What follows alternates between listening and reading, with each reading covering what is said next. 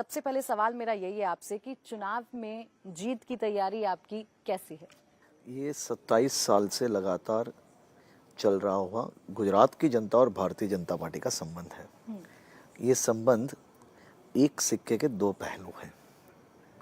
Bharatiya Janata party और गुजरात की जनता के जो संबंध है, ये दिल से जुड़े हुए संबंध हैं।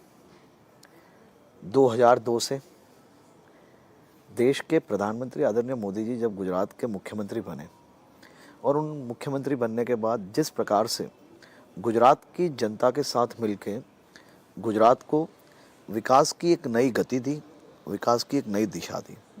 चाहे वो किसानों की बात हो, चाहे वो युवाओं की बात हो या महिला सुरक्षा की बात हो, देश में सबसे ज़्यादा नौकरी देने वाला राज्य गुजरात बना। गुजरात के नागरिकों ने गुजरात भारतीय जनता पार्टी की सरकार के साथ मिलकर कानून व्यवस्थाओं में जिस प्रकार से एक सुधार लाया। ऑर्गेनिक फार्मिंग करेंगे तो सिर्फ आपकी ही सेहत ही नहीं बल्कि आपके पैसों की सेहत भी अच्छी रहेगी। ऑर्गेनिक फार्मिंग सीखनी है तो फ्रीडम ऐप को अभी डाउनलोड करो। 2002 पहले जिस प्रकार से हम सब जानते हैं कि गुजरात के कई ऐसे जिले हैं, पोरबंदर, अहमदाबाद, वडोदरा, सूरत, ये शहरों में, ये जिलों में किस प्रकार के बोर्ड लगते थे पहले। ये जिलों के अंदर जब जाते हो तब उनके बॉर्डर पे ये लिखा जाता था कि यहाँ पे गुजरात सरकार के कानून यहाँ से ख़त्म होते हैं और वहाँ के गुंडों के नाम से ये कानून चालू होते हैं। इस प्रकार के बोर्ड वहाँ लगते थे।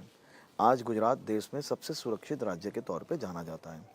यहाँ पे मेरी गुजरात की बहनें रात को 2 बजे तक गरबे खेलती है और रात को लेट नाइट लोग अपने फैमिली के साथ इसी प्रकार से फ्रीडम से यहाँ पे घूम सकते हैं। इस प्रकार की व्यवस्था भारतीय जनता पार्टी सरकार ने की है। गुजरात की जनता का इसमें सबसे बड़ा सहयोग रहा है। तो ये चुनाव भी भारतीय जनता पार्टी और गुजरात की जनता एक साथ मिलकर लड़ रही है और मुझे पूर्ण विश्वास है कि 8 दिसंबर को गुजरात की जनता की भव्य विजेता होगी। भव्य विजय की आप बात कर रहे हैं। बीते जो चुनाव हमने देखे हैं, जो सीटों का सिलसिला है आपका, वो घटता हुआ नजर आ रहा है। इस बार सीटें बढ़ेंगी किस तरीके से, या फिर बहुमत ही आप छू पाएंगे? किस तरीके से आप इस पूरे चुनाव को देख रहे हैं? ठीक इससे पहला जो चुनाव था उसमें भारतीय जनता पार्टी ने गुजरात की सभी म्यूनिसिपल कॉरपोरेशंस जीती। जिला पंचायत इकाई हमने गुजरात की जितनी भी जिला पंचायत इकाई है वो हमने जीती है। नगर पालिका इकाई हमने 90% हमने जीती है।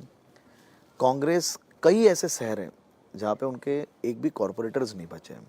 भारतीय जनता पार्टी ने गुजरात की जनता के साथ मिलकर गांव-गांव तक जिस प्रकार से विकास के कार्य किए हैं, इससे ठीक पहले चुनाव में, इससे पहले वाले चुनाव में जो लोकल चुनाव जो होते हैं उसमें भारतीय जनता पार्टी को भव्य विजय मिली है और वही विजय अभी लगातार चलेगी।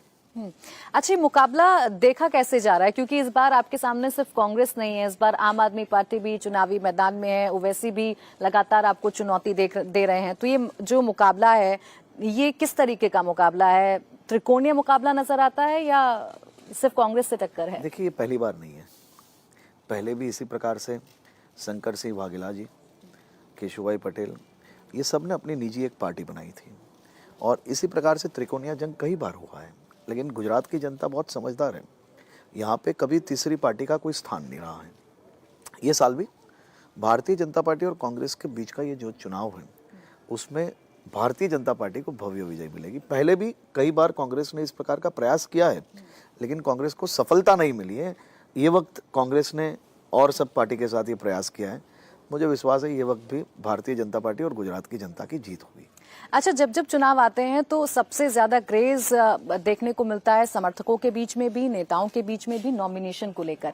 लेकिन मैं आपका नॉमिनेशन देख रही थी कि आपने अपना जो नॉमिनेशन था बड़ी सादगी के साथ किया था, क्योंकि अमूमन हम देखते हैं कि ढोल नगाड़ों के साथ, बैंड बाजे के साथ जो नेता हैं वो जाते हैं नॉमिनेशन फाइल करने के लिए। चूंकि मोरबी से आप जुड़े रहे और ये बड़ी ही दुर्भाग्यपूर्ण घटना इलेक्शन से ठीक पहले हुई और आप बड़े शांति के साथ इस नॉमिनेशन को फाइल करने के लिए गए, तो ये सम्मान था उन तमाम मोरबी में जिन लोगों ने जान गंवाई उनके लिए?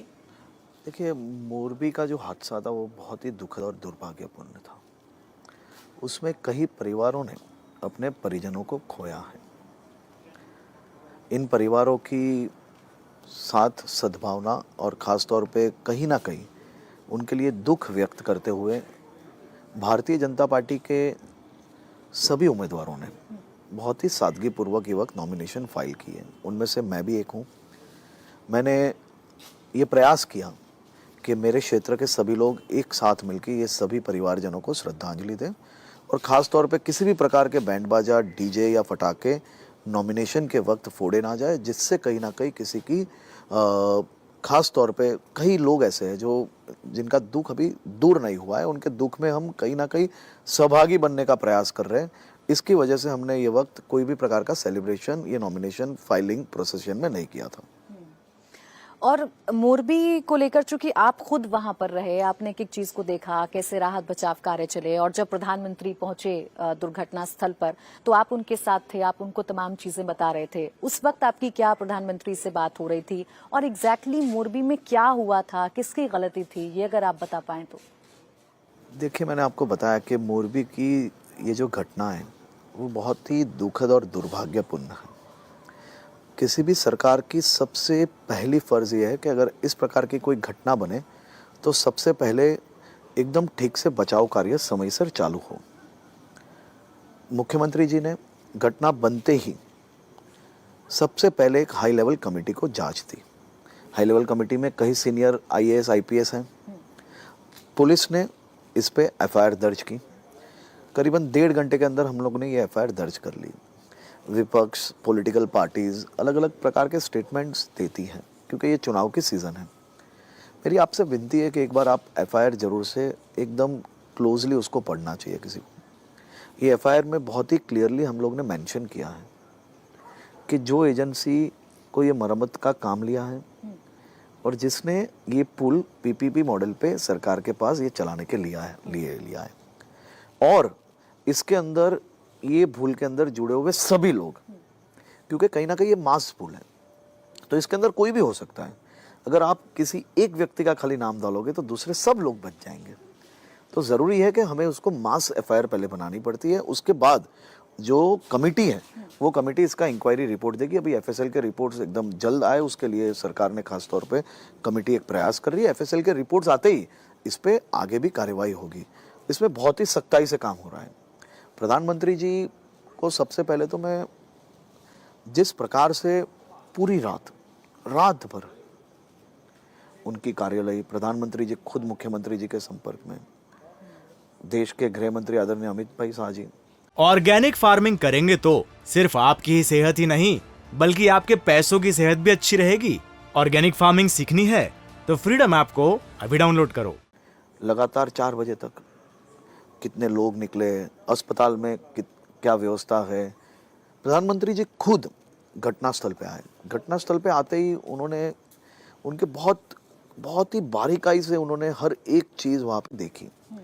बारीकाई से कैसे ये घटना बनी तब कितने लोग थे, कैसे वो पहुँचे, उनके आने जाने की जगह क्या है, किस प्रकार से ये हुआ। और उनका एक एक सवाल बहुत महत्वपूर्ण था। उन्होंने पूछा कि ये घटना बनने के बाद पहला पेशेंट अस्पताल कितने समय में पहुंचा था। पहला पेशेंट पहुंचने के बाद जब इतने सारे पेशेंट्स आप जब ले जा रहे थे तो किसी भी प्रकार की एम्बुलेंस 108 की कमी पड़ी, वो समय से पहुंचे या नहीं पहुंचे। अस्पताल पहुंचे तो ट्रीटमेंट ठीक से हुई, उसमें कोई प्रॉब्लम हुआ। प्राइवेट हॉस्पिटल्स किस प्रकार से तैयारी की थी। मतलब प्रधानमंत्री जी ने बहुत बारीकाई से हर एक छोटे छोटे विषय ये ब्रिज दुर्घटना में उन्होंने खुद ने देखे। इंडिया टीवी हर वक्त हर जगह डाउनलोड करने के लिए सर्च करें India TV news Google play store या ऐप स्टोर पर।